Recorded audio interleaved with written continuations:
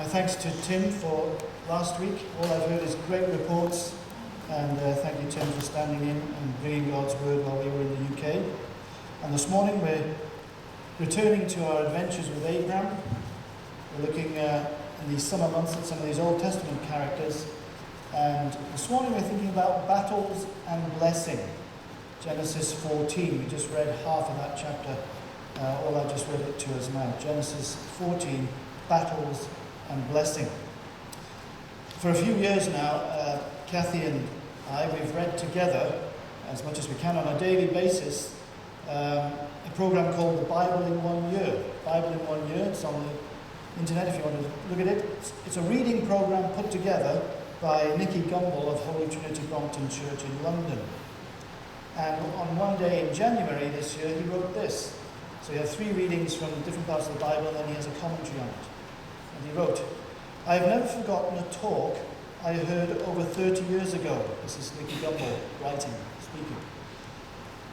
"Never forgotten a talk I heard over 30 years ago. The speaker started by saying that the Christian life is battle and blessing, battle and blessing, battle and blessing, battle and blessing, battle and blessing, battle and blessing, battle and blessing, battle and blessing."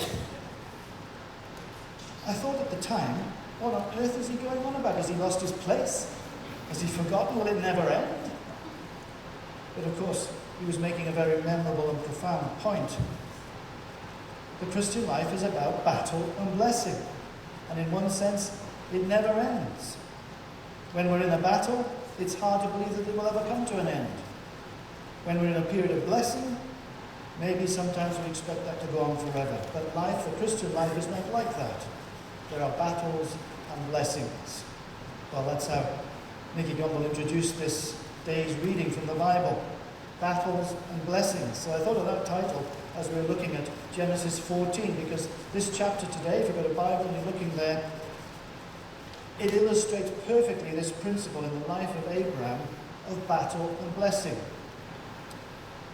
On first reading, it might seem that the first half of the chapter is obviously about battles, the battle to capture Sodom and Gomorrah and to take off Lot and so on, and then the battle that Abraham has to go and rescue him. And then the second half of the chapter might seem all about blessing, as Abraham returns home victorious, and he's blessed by this priest king of Salem, Melchizedek, and so there's battle and blessing. But actually, the truth is more nuanced. It's not quite so straightforward as that. You see, in the Christian life, battles and blessing occur simultaneously very often. Not consecutively, so you don't go out of one battle into a blessing. Often, they come together in our lives. And that's what we shall see, I think, from this chapter. So there's blessing in the battle, and there's battle in the blessings. So let's see what we can learn this morning from God's word, recorded here in Genesis 14. We're following the adventures of Abraham, a man of faith, as he ventures out in obedience to God's call. Now, we didn't read the first 10 verses of the chapter, mainly because I thought, well, I did very well reading some of those names, but if I asked her to read all those other names, if you haven't got a Bible, then you don't know what I'm talking about, but I'll mention some of them. But really, there's no need to read all those names. The summary of what's happened is given us in verses 11 and 12. I'll just read it to you. So, the 4 kings seized all the goods of Sodom and Gomorrah and all their food and their possessions, and then they left. They went away. They also carried off Abraham's nephew Lot and his possessions, since he was living in Sodom. So the first part of the chapter is concerned with the battle that Abraham undertook to rescue Lot and his family. So I was thinking, well, let's call that losing a lot, okay? Losing a lot. There's a lot to lose. So this section actually is the first time in the Bible that war is mentioned. Genesis 14. There was a war between these 4 kings in the plain, 5 kings in the plain and 4 kings from the north. We'll come to that in a minute. Now the Bible records a great deal of history. But it's not a history book per se, first of all. Is this not working? okay? Yeah. Oh, my wife is waving at me, so it's wrong. It's rubbing. Try and pull it over my shirt. I can't do much more than that. The Bible records history. It's a historical book, but it's not a history book. It doesn't record history for the sake of history. Because you see, as someone has rightly said, history is his story. All of history is God's story. So what is written here, if it's history, it's to help us better understand how God works out his great plan of salvation in the world. And this is history. But it wouldn't be mentioned here if it wasn't for the fact that Abraham, God's servant, is involved in this history, this first record of any war in the Bible. And through the historical facts, we often have windows of spiritual truth. I hope that's what we might see a little bit this morning. Briefly, the historical facts. Well, again, I'm not going to go into all this, but the 5 city-states in the plain of Jordan, which are mentioned in chapter 14 and verse 2, had been subject to the reign, if you like, the imperial rule of the kings of the 4 eastern states for 12 years. And so the 4 kings of the eastern states, when they heard that the 5 kings were revolting against them, declaring war, they came and invaded. So here's Amraphel, king of Shinar, Arioch, king of Elasa, Kedaloimer, king of Elam, and Tidal, king of Goim. They went to war against the 5 kings in the valley. They went to reclaim it, like their supremacy over them. So here's a declaration of war, and the 4 kings invade the plain of Jordan to bring these other states back into subjection to them once again. And in the battle, Lot was caught. He was caught up in the capturing of the city of Sodom, and so the Bible tells us his family, along with all the others, were taken captive by the invading armies of these 4 kings from the north. Let's just pause there for a moment. Once again, surely we're seeing very clearly the consequences of Lot's choice. Remember 2 Sundays ago, when we were last looking at these adventures of Abraham, that's what we considered in some detail, that choices have consequences. And that here again is a consequence of Lot's choice, the choice that he made in chapter 13. You know, it's very instructive to compare chapter 13 verse 12 with chapter 14 verse 12. Just listen to this. 13:12 says, Abraham lived in the land of Canaan, while Lot lived among the cities of the plain and pitched his tent near Sodom. Near Sodom. Compare that with 14:12, a chapter later. The kings also carried off Abraham's nephew Lot and his possessions, since he was living in Sodom. Near Sodom to begin with, in Sodom. You see the downward slide of Lot and the consequences of his choices illustrated just here in that comparison. Originally, he lived near Sodom. Now he's living in Sodom. And who would have thought that Lot's free choice that Abraham did in chapter 13 would finally lead him into captivity and into all this mess? Here's a sad progression, again, in Lot's life. He begins looking towards, chapter 13 tells us, he looked towards the cities of the plain to Sodom and Gomorrah. He moves nearby, and finally he ends up living in Sodom. Looking towards, moving to nearby, and then finally living in Sodom.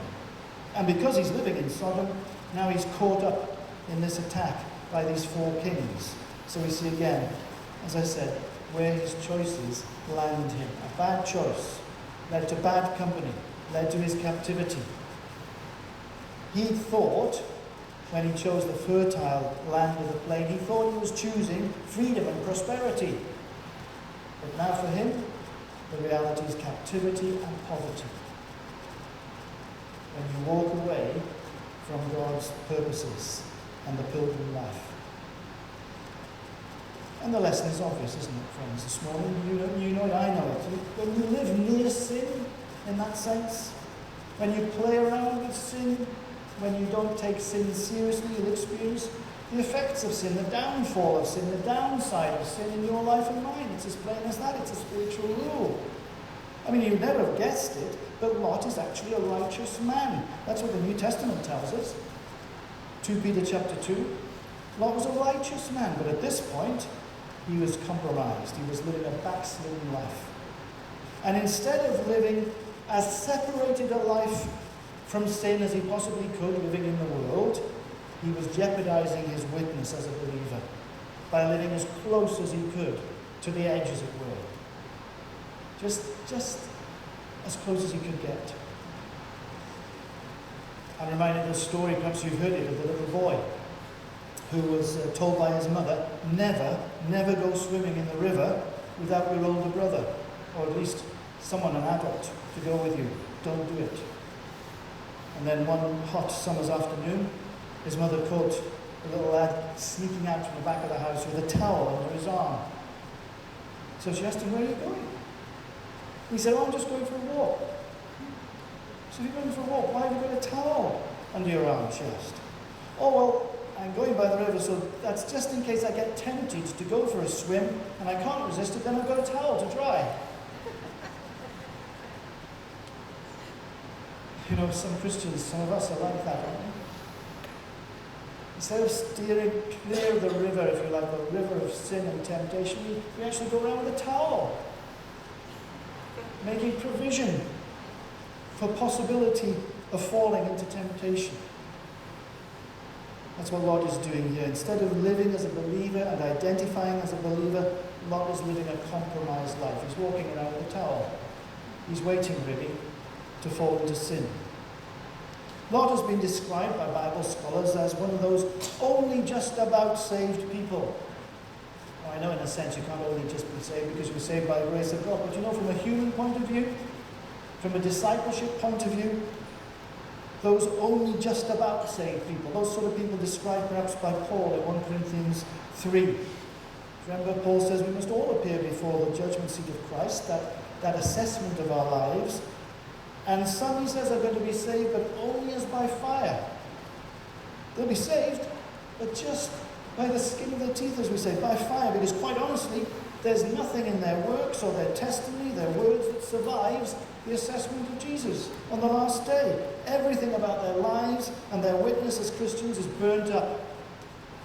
Because to be honest, most of the time, you wouldn't really know whether they were Christians or not.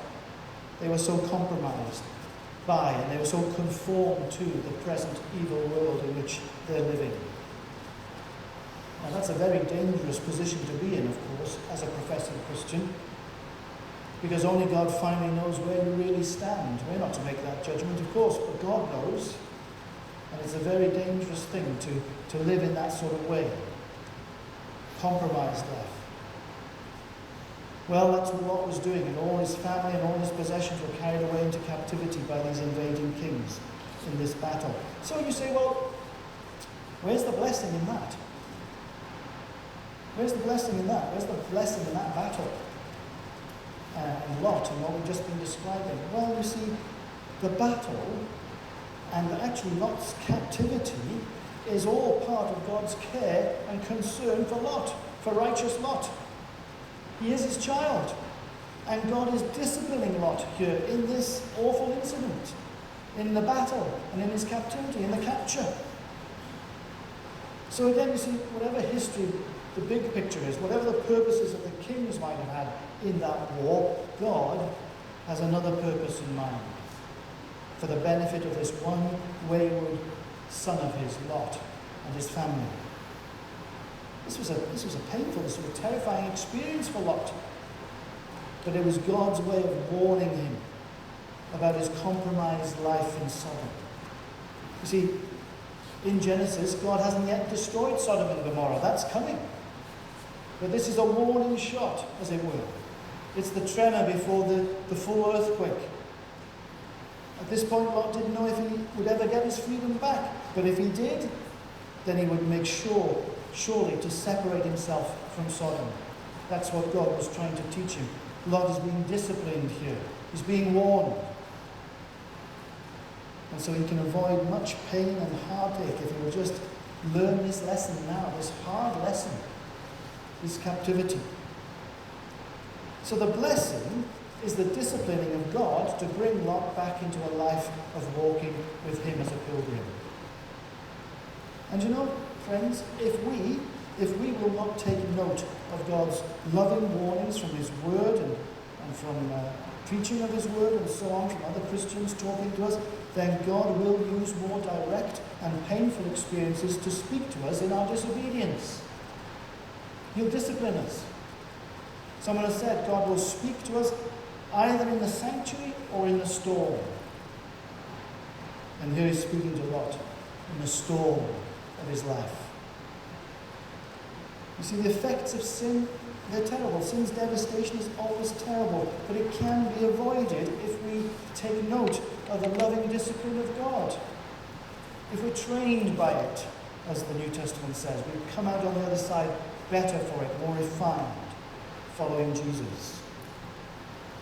A child once swallowed a number of sleeping pills. The parents didn't know how many he'd swallowed, and so frantically they called the doctor, asked what they should do. Well, the doctor told the parents, at all costs, keep the child awake by any means, certainly for the next 6 to 10 hours. Don't let the boy sleep till we find out how we can help him. In fact, he said, slap him, beat him, but keep him awake. Well, the parents might have said, no, I'm not going to slap my son. I'm not going to hurt him like that. Well, it was either that or letting him risk dying. The pain was necessary for the child's survival, for the child's good. And Hebrews chapter 12, verse 11 says this about God's loving pain sometimes. It says, no discipline, that is talking about God and his child, no discipline seems to be joyful at the present, but painful. Nevertheless, afterwards, it yields those peaceable fruits of righteousness to those who've been trained by it. That is what God is doing here to his wayward child Lot. That's the blessing in the battle. God hasn't given up with Lot. So what about the battle in the blessing? Well, for that we have to come then to the second half of the chapter and look more at Abraham and his actions in this account. Because here Abraham is gaining a blessing, but it's not without a battle. So let's just call this gaining a blessing. Losing a lot, gaining a blessing. Here in chapter 14, Abraham's behavior is exemplary as a man of faith, the way that he acts now, led by God and his faith in God. We see this in his interaction with Lot and with these various kings and his going into battle. First of all, just think about his attitude to Lot. I mean, Abraham might well have felt cheated by Lot, mightn't he? Abraham, to whom all the land belonged, in order to be that peacemaker, remember in chapter 13, he divided the land into two and he let Lot choose which portion he wanted to live in. And Lot had chosen the better part, the fertile plain, valley of Jordan and so on. But now, of course, Lot and all the people of Sodom and Gomorrah have been counted off into captivity with these kings.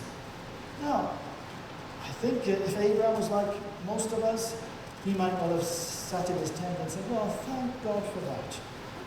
I knew that God would honor me and that God would work this out somehow. And now I can go down and I can take possession of the land that I know God has cleared out for me. It's the right thing to do to let Lot choose, but now Lot's gone. It's too bad for Lot, of course. Well, in a way he had it coming. I mean, he went and lived near and then in Sodom, and there's nothing I could have done about that, really. So I can just go down now and I can clean out the rest of the people, maybe some hiding in some villages, and I can take the rich Jordan Valley. He just thought like that, couldn't he? But of course Abraham doesn't. The man of faith, the man of God, he doesn't think like that. Instead, he acts out of love and compassion, and he puts Lot's welfare above his own once again. He risks everything to recover Lot. So he takes his 318 men, these trained guys, and he takes them on this campaign and he attacks the kings. And the passage tells us he followed them all the way up to pass down to Hobah to Damascus. Now, that's a very long way from Hebron, from where Abraham was living in his tents. It's estimated it's about 120, 130 miles. Interestingly, of course, Abraham does this to protect or to release his nephew. He doesn't initiate the war, but he feels it's right when his family and his nephews are carried away like this in an unjust way to intervene himself. But you see how far out of his way Abraham was prepared to go to rescue Lot? Because this battle wasn't settled in a day. 120, 140 miles, probably weeks. Weeks of following these kings and tracking them down and pursuing them and finding out, getting intel, where is Lot and his family, then attacking them and then releasing Lot. And when it comes to rescuing family members out of the clutches of captivity, well, for Abraham, there's no distance too far to travel. He's acting with great love and compassion and concern, even for his nephew Lot. And that's true, isn't it? I mean, we feel that physically as a family member. We want to do all we can, but surely if there's a member of our Christian family, of St. Andrew's Church, that's in trouble, that's enslaved perhaps to sin, was fallen to sin, we not just sit back and say, well, there we are. It serves them right, they shouldn't be living like that anyway. No, to act as brothers and sisters, part of the family, to do all we can to help them, to deliver them from that captivity. Even if that's just praying for them. But there may be other things we can be involved in as well. That's what Abraham does here to rescue his nephew Lot. But the real battle comes for Abraham when he's returning from this remarkable victory through his 318 trained men against this vast army, having secured the release of his nephew Lot. It's on his return that the battle really begins for Abraham. What do I mean? Well, you know, sometimes you face your greatest dangers after you've won a great battle. That's true spiritually, isn't it? You can read the papers on it. I think it's maybe true for Christians in general, but certainly true for Christian workers and for ministers. Mondays can be a really bad day. You can be preparing Thursday, Friday, Saturday, Sunday is a great day, you're all together. And then Monday, you can be very vulnerable on a Monday. Not that you've had a great victory perhaps on a Sunday, but you know what I mean? Or perhaps young people, they come back from a camp, a Christian camp, they've had a great week. And then the next week, wow, the battle that Satan seems to attack. You know, it's the same throughout the Bible. And sometimes you face your greatest danger after you've won the battle. Think of the children of Israel later in their history. After the capture of Jericho, that amazing battle, Israel's self-confidence led to their awful defeat at Ai. And so we need to be as watchful after the victory as we are before the battle. Not to let down our guard. To be aware of Satan's devices. If only to be aware of pride and overconfidence. So when Abraham returns from the battle, he's met by two kings. Bera, king of Sodom, which means burning, and Melchizedek, king of Salem, which means peace. And what happens here is very interesting. Bera offered Abraham all the spoils of the victory, everything that he gained, all the riches, in return just for the people, his own people, perhaps his family, close relatives of Sodom. Whereas Melchizedek doesn't want to take from Abraham. Melchizedek comes out and he gives Abraham bread and wine and blesses him. Now what's going on here? Abraham rejects Bera's offer, but accepts the bread and wine from Melchizedek and actually gives him tithes of all his spoils anyway. Now again, this is historic, but this is also symbolic, and I think it presents some important spiritual truths that we can perhaps understand and apply to us today. What's going on? Well, here's the battle in the blessings for Abraham. How is Abraham going to handle this great victory? How is Abraham going to react? How is he going to handle the blessing that God has given him in this victory over the kings and in the recovery of Lot and all his stuff and much more stuff as well, all the spoils? What we see here is that Abraham had to choose. He had to choose between two kings, the two kings who came out to meet him. It's as if they represented two opposite ways of life. Sodom was a wicked city, and Bela, in a sense, represents that dominion of this world system, and its appeal to the flesh and the material, maybe the dominion of Satan. And Abraham has to choose between these two kings who come out to meet him, Sodom or Salem. Melchizedek means king of righteousness. Salem means peace. And so whoever he was, and of course there's a lot of debate about this figure Melchizedek, and I'm sure you've got your own opinions on it, but whoever he was, he represents the one true God, the God Most High, whom Abraham also worshipped and knew, had been called from Ur of the Chaldees to follow. So what's happening here? Well, Abraham resists, you see, he resists any obligation to the king of Sodom. He refuses to accept that tempting offer. In verse 21, the king of Sodom said to Abraham, "Give me the people, but keep all the goods for yourself." No. Abraham did not want to be in any way indebted or obligated to the king of Sodom for his wealth and for his success.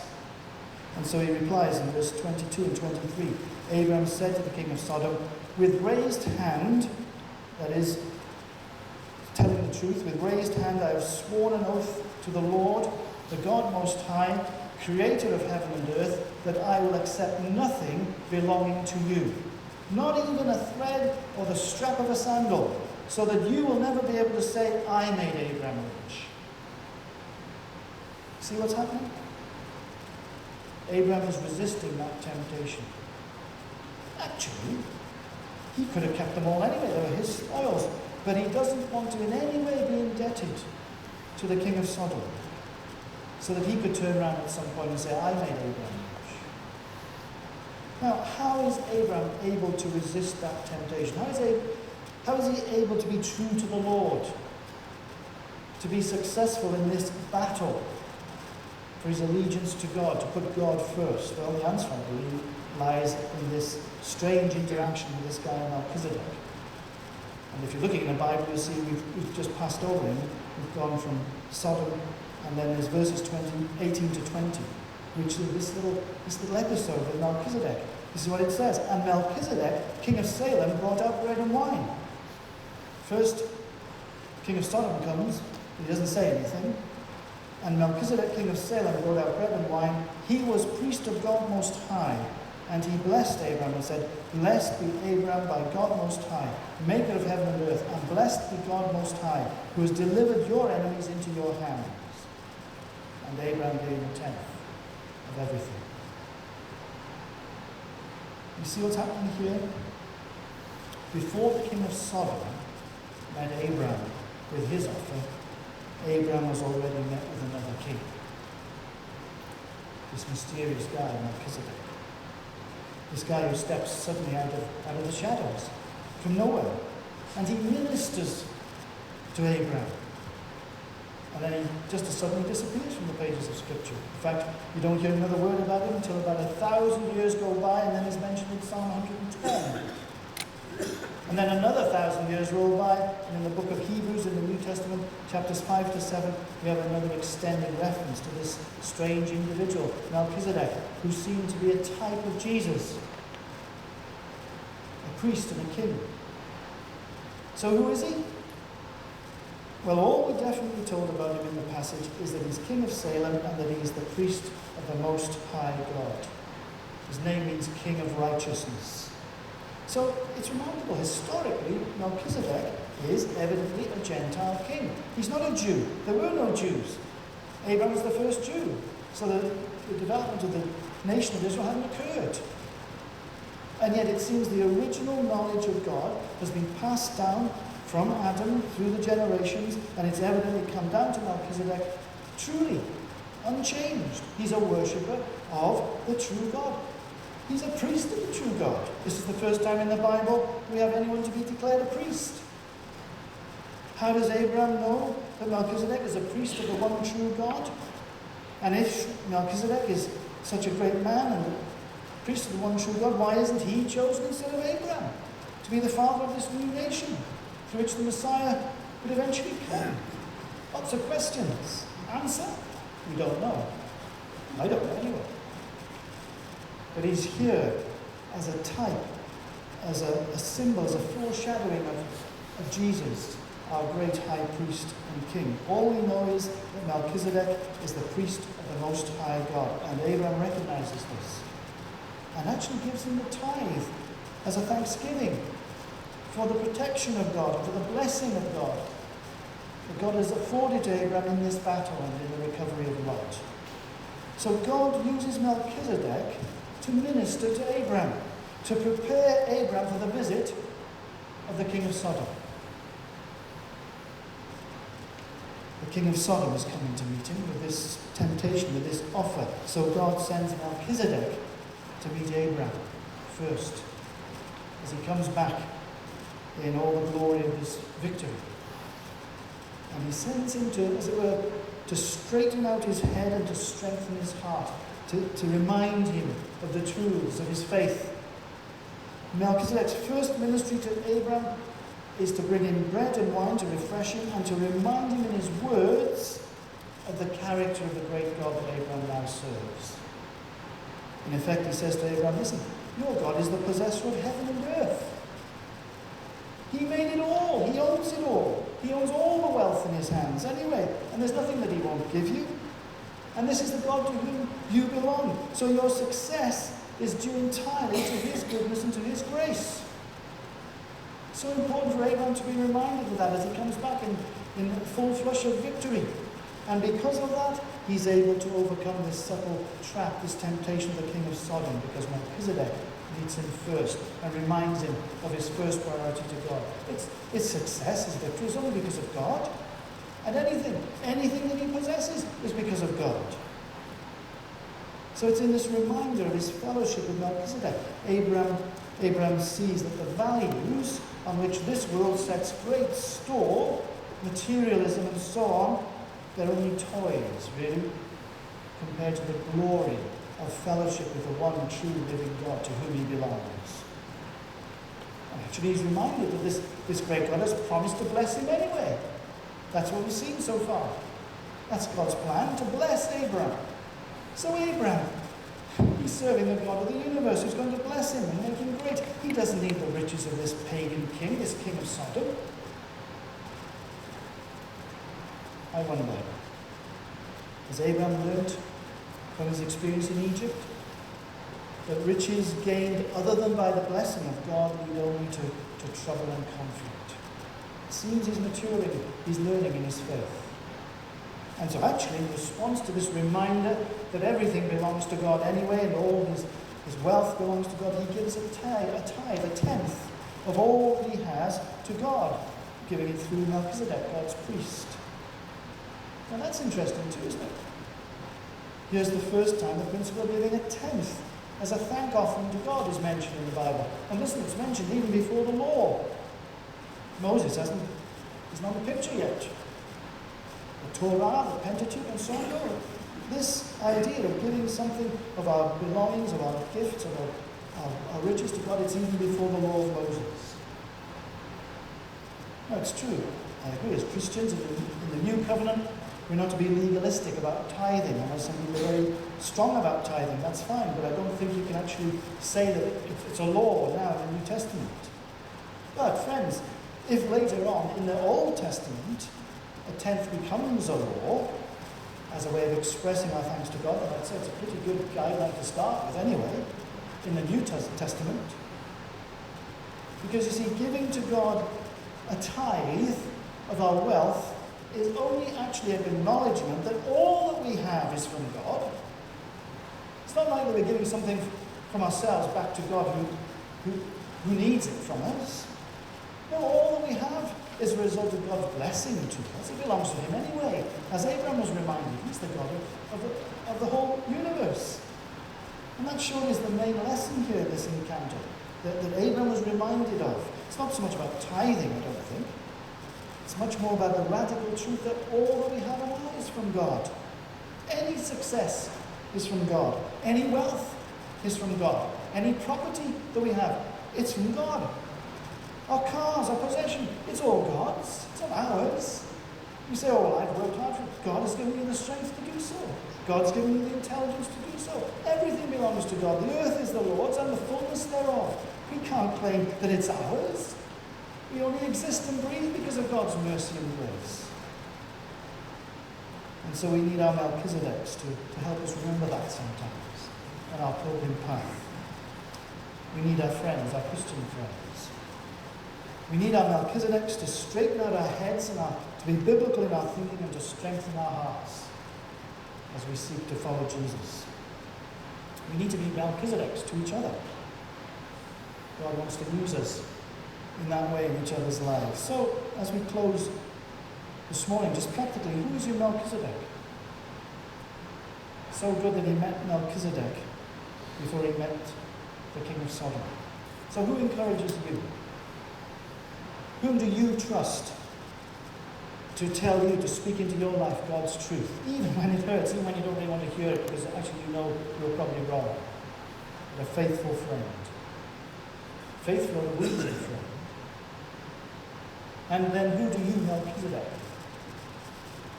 Who do you encourage and build up to walk with Jesus faithfully?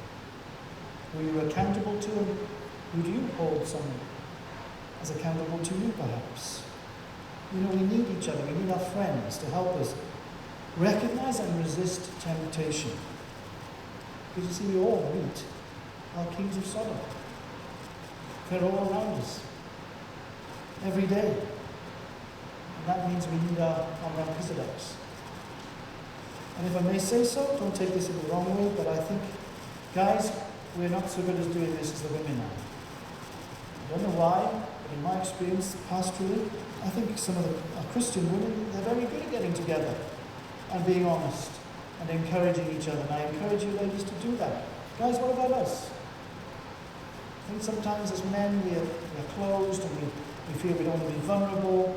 And we talk about everything. We'll talk about the weather and the football and this, that, and the other, and holidays. But who do you talk to, honestly, one-to-one, about spiritual things? Who's your Melchizedek? I'll just leave that with you. We all need the men and women. We need people that we can trust and the people that trust us. To sharpen us, to help us, to straighten out our heads and to strengthen our hands. But above all, of course, we need to regularly meet with our great high priest, the one who Melchizedek foreshadows, Jesus Christ, who, like Melchizedek, has no beginning and no end. He is the eternal Son of God, and yet he's our faithful and our merciful high priest, Jesus, the Son of God, who is able to sympathize with us in our weakness, who brings out bread and wine, who reminds us of his amazing love for us, his broken body, his shed blood, who forgives us, and to whom we can come in every time of need for grace to help. We need to meet with our great high priest regularly. Before we go out into every day and meet with the kings of Sodom. And they'll be waiting for us, if they're not already in our house, in our minds. We need to meet with King Jesus. And he'll straighten out our heads and strengthen our hearts by his Spirit and through his word. And he'll enable us to be his faithful pilgrim people.